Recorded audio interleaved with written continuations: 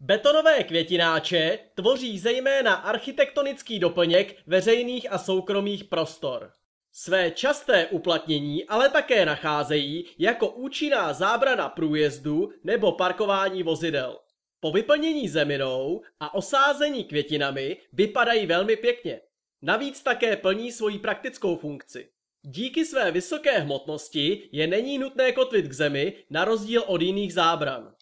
My vyrábíme mnoho typů, tvarů a velikostí betonových květináčů s nejrůznějšími povrchovými úpravami. Zde máme dva s hladkým betonem. Tento je o rozměru 100 x 40 x 60 cm na výšku, tento je o rozměru 80 x 30 x 35 cm na výšku. Pokud si z naší široké nabídky betonových květináčů nevyberete, vyrobíme vám betonový květináč na zakázku dle vámi zadaných parametrů. Pro více informací navštivte naše internetové stránky.